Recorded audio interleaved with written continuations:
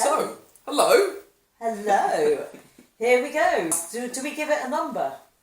Well, this would be hash one. It's a hashtag, effectively, and then one. Okay, It's fine. the American thing for number one.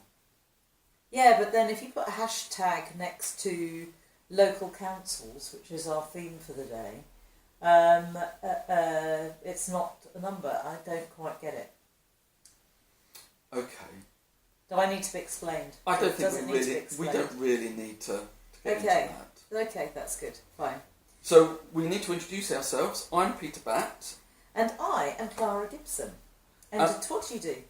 I'm a journalist, allegedly. Allegedly. Yes. Oh, right. Okay. I am actually a coach and master practitioner of NLP. Right. Okay. So I work with people to help them take charge of their lives. Their thinking, their happiness, their health, their well-being. That's a very full explanation, so I feel the need to explain my... Carry on. I think so. It's a good idea. Well, I'm a journalist by trade, and I'm probably become more of a sort of a writer and commentator, and I feel the need to become more of a campaigner. Well, I think we all need to become more of campaigners.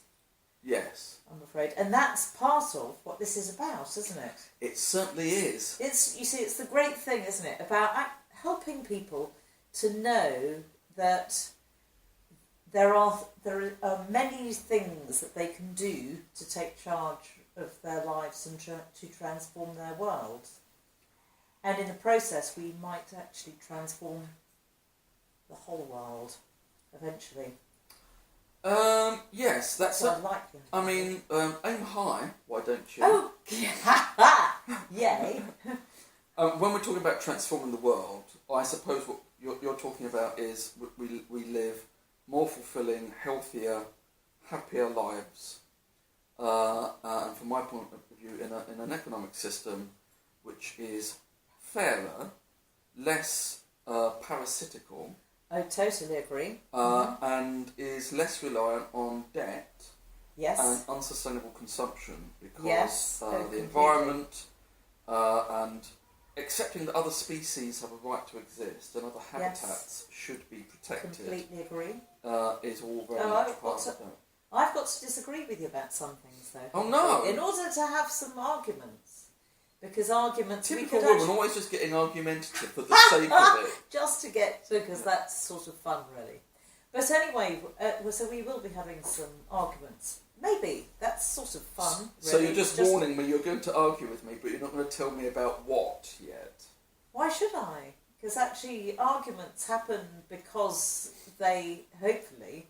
I mean, some people might do it just to be, belligerent and have to disagree with absolutely everything. But it sort of adds sort of fuel to the debates if there are contrary views occasionally. Yes. Okay. Well, that I thought was the point of doing this. Of loose chat. Because we don't necessarily agree on everything. No. In fact, we probably disagree on quite a lot of things. Really. Maybe. Yes, but also in all sorts of different ways. Not necessarily disagree, but actually, not. We have different emphases and different perspectives. Yes, indeed.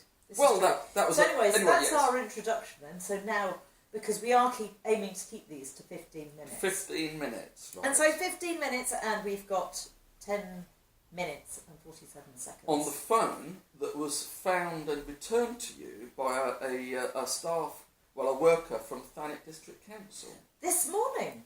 Less. I have to say it's absolutely brilliant. Now, last night, because I don't know, it's a comment that I think quite a lot of people make about wherever they live, that it seems to be getting messier and messier, and that people are clearing, this... Well, the town, the streets. But not just here, but I mean for local councils all over the place, people are very often saying, houses no better. And, but, so anyway, here in Ramsgate, there are a lot of us who are clearing up rubbish as we go.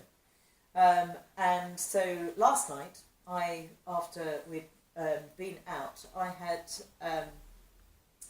called by a particular listed heritage area which has been being vandalised endlessly, to see if the vandals were there and maybe to be tough and go and do something about it. But actually all there was a fair amount of cans and bottles and rubbish, which I photographed and then picked up and carried to a bin in the park.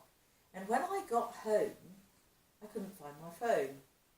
And I realised that I'd probably accidentally dropped it into a compressor bin at the entrance to the park. So I emailed the council and asked if somebody could go and have a look. But I have a feeling that this morning it was a council worker who was going past this bin when my partner Gary rang my phone and he got the phone out of the bin. Then my partner told me. So Gary was ringing my phone just as the bin man was by the bin. How spooky is Isn't that? That is just amazing, isn't it? So anyway, I was on the phone here reporting my phone lost to EE, and so somebody came to the door in the high-vis yellow, having got out of a little local council van, and I was just sort of wondering whether he was coming with my phone, and he did. He came with my phone, and because I was holding on to the dog to stop him from running out into the street and answering my phone, I wasn't really in the position to take the man's details, so I'm now hunting. But you see, what I love particularly about this story is that Thanet District Council so often is rife with bad press about, it's not delivering the services. And so today we have this glorious, example of the human face of service delivery. And if any organisation can, in a moment like this, get a human face, then pretty much any can. Because Thanet Thanet District Council is unbelievably unpopular. It's one of the first things that I discovered talking to local people when I moved here from London 10 years ago. Oh, 10 years ago, yes. Yeah. Mind you, it does have a history that goes back and back. Oh, yes, the history goes quite some way back. Quite some way, with imprisonings and all sorts of things. Documentaries, there are documentaries. And yes, bits of fraud and corruption. Yes. And all that sort of thing. But here is, and it's one of my experiences that I have, is that those at the coalface, as I call it, actually do their very, very best, even though the numbers of them are actually being dwindled significantly. And indeed, I think that it's all the more laudable because local authorities have had their funding attacked so comprehensively by central government since the coalition came to power in 2010 that actually working for a local authority must be one of the most miserable experiences you can imagine. Yes, absolutely. And not only are there fewer of them... councils or council employees? Council employees. Yes. Although there are actually fewer councils as well because some councils have been merged. But actually, because there are so few of them, and they're actually retreating, they're not able to do as good a job, it seems to me. No, absolutely. And morale must be rock bottom. Oh, it must be. And it must be so awful when people can be very, very negative about which they are here. Service, which they are here. But then, obviously, you get lovely people who bring your phone back. And you see, the thing I is, love him. we don't really, I think we're being weaned off understanding the value of local democracy in this country. I have had that thought. Not that I want to agree with you, but sometimes, can I just offer my thoughts on this? Because I know that what you're saying about, sorry, should I not interrupt? Well, you already have, so it's a bit late now. Okay, sorry about that. But I think that it's a way of central government distracting people from the real issues. Yes, but it's also central government. Again, this is a sort of a central theme of particularly the Conservatives' policy agenda. But it was also similar with the previous Labour government. in that they don't trust local people and local representatives to actually make decisions for local people. We have a government which talks about freedom and efficiency and all that sort of business. Well, councils are not actually that inefficient. I mean, there may have been a time, 10, 15 years ago when there was, inefficiency or, waste. You get an element of waste in any large organisation. Yes, indeed. But we're now well past the point where local councils are sort of like sitting on, a stash of money that they can use to for a big Christmas party or something. Yes. Or trips. No, there and everywhere. Yeah. The way that the funding formula has changed is that central government support for local councils has been slashed. Yes. And in fact, the government are looking at not paying councils any grant at all. Yes, indeed, from 2020. Mm-hmm. And you see, this is another contributor to inequality, because it means that councils are much more dependent on the council tax, on the local. Yes. And richer areas are much easier to tax. Yep. And generally have lower need. Yes. Than poorer areas like Thanet. Yes. Which cannot raise that much money by local tax, but have much higher need. Yes. And so this is another move by the government to, it seems to me, attack poorer communities. Yes. And what's happening with Thanet is an example of this. Virtually every really chronically poor local authority in history has been rife with corruption and inefficiency. Their corporate culture is always under attack. They can't achieve the things that local people want them to. And Thanet has been an example of this for decades. Yeah.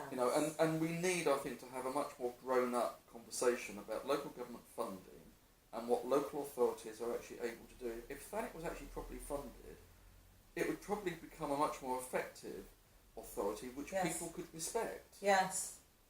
Well, yes, indeed. I mean, because I have just received and participated in a survey of 6,000 people, and I don't know how many people will have sent in their surveys. But basically, with the council going to the 6,000 ad hoc people to find out what they should be cutting and how they are performing. And I mean, that's not democracy. That's it's very limited. Focus. It's a focus group. You can't have democracy without the resources to carry out what people want. And the thing is, Thanet, like many authorities now, have a structural deficit of millions of pounds every year. Is there a council that doesn't have this?